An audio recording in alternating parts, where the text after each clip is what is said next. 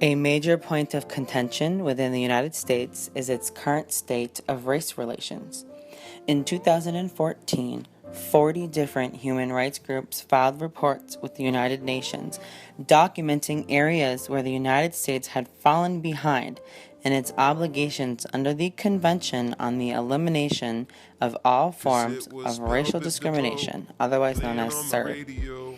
Nuruddin Amir, Vice President of CERD, has expressed that racial discrimination remains a serious and persistent problem in all areas of life. This issue comes and goes from our conscience quite a bit, but in recent years, several new incidents have re-exposed it through the popularized cases of Jamar Clark, Michael Brown, Eric Garner, Tamir Rice, and many other Black Americans who have died in officer-involved shootings with questionable reasonability. Statistics collected by the Black Lives Matter movement calculate that one Black man, woman, or child is killed by police or vigilante law enforcement every 28 hours. One report by ProPublica concluded that 21 times more Black youth were killed by police than white youth between the years of 2010 and 2012. And if that's not scary enough, we can turn to the same report that reads vast numbers of the country's 17,000 police departments do not file fatal police shooting reports at all, and may have filed reports for some years but not others, as this information is subject to voluntary reporting to the FBI. Society's response to the continued police killings of Black Americans is at the forefront of the media. Advocates for racial equality have gone to drastic measures to create awareness about these issues by staging large-scale die-ins as well as other riots, marches, rallies, and creating social media movements like hashtags Justice for Jamar, Black Lives Matter, and I Can't Breathe, all with the goal of advocating for racial equality and the end of unfair treatment of Black Americans by police officers. Some of these incidents of police brutality have turned legal and even made their way into courts.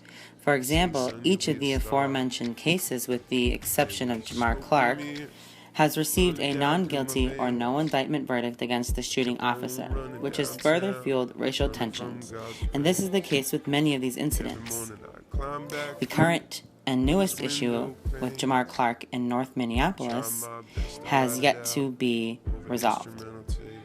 These issues all illustrate a bigger problem within the United States, such as a racial bias amongst and the inadequacy of training of law enforcement officials, as explained by Nuruddin Amir, the Vice President of CERD. Racial bias and training inadequacy are what I would like to address with a social action project, improving the quality of policing within the city in which we currently reside, Minneapolis, Minnesota. Because I am so passionate about this specific issue, I have decided to explore how I can improve my plan to help it further realize plausibility and potential, and it remain open to critique.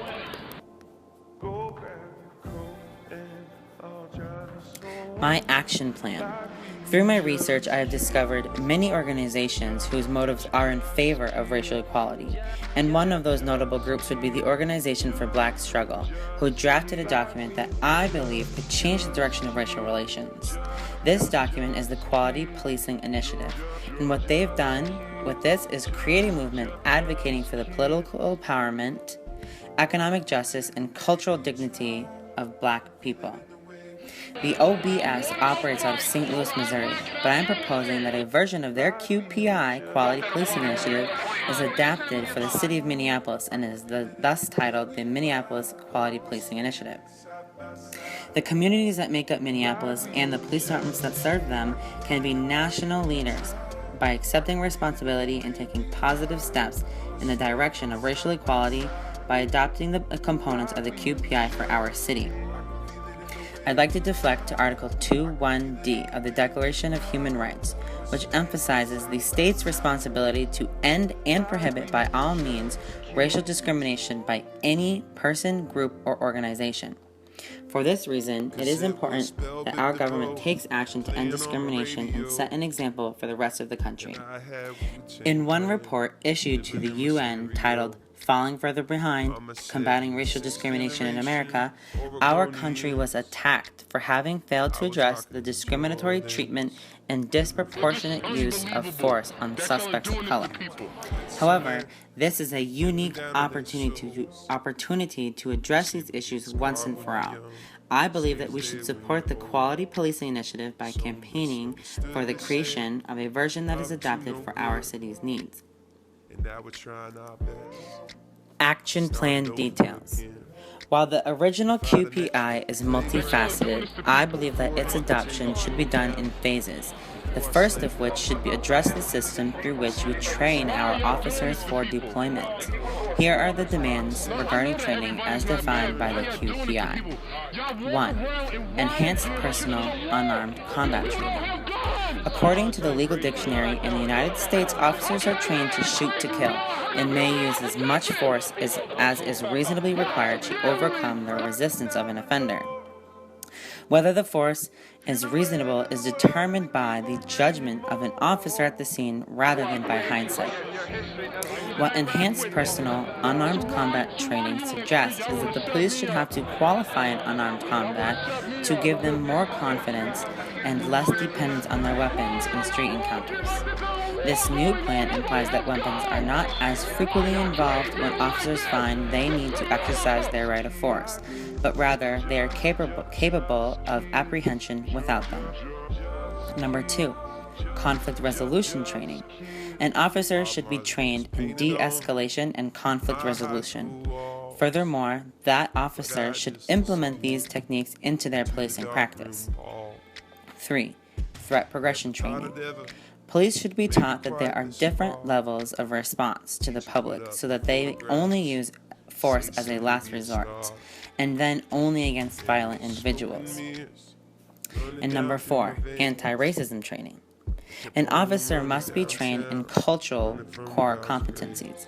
This relates to Article 2.1 of the Declaration of Human Rights that emphasizes the need for state parties, or in this case, police and the agencies that they work for, to undertake by all means a policy of promoting and understanding among all races. Might I also note that Article 5b addresses the right to security of a person and protection by the state against violence or bodily harm, whether inflicted by the government officials or by any individual group or institution. Action Plan Rationale. Minneapolis is the perfect area to host the MQPI because it is a diverse, cultural, progressive city and the 14th largest metropolitan in the United States.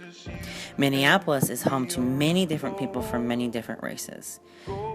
The city itself is approximately 18.5% black, whereas the country as a whole is only 13%, which means the black community is very well represented here, more than the average of the country as a whole. Furthermore, after reviewing Minneapolis arrest statistics gathered by the Minneapolis Foundation, I found that black Americans account for 65% of the arrests in the city, which means that less than 1/5 of its population is making up for about 2/3 of all the arrests. This appears to display some apparent racial discrimination. Moreover, if we have a look at the RAID's online crime statistic mapping system, we see that a lot of crime does occur in the 50 square miles that make up Minneapolis. This year alone, there have been more than 383 violent crimes reported, including homicide, robbery, and assault, aggravated, sexual, or otherwise. Criminal activity of this magnitude requires a very high volume of police response and presence, which means that their skills and training are very necessary. With blacks currently being arrested more than anyone else, it is crucial that in order for us to move towards racial equality, a police officer must be able to rely on the skills they learn from the MPQI so that we may move away from racial discrimination and profiling as well as violence and death, and allow for each possible offender, regardless of race, their right due process of law. Going forward, with new training programs in place, we can begin to consider accountability in incidents of excessive force.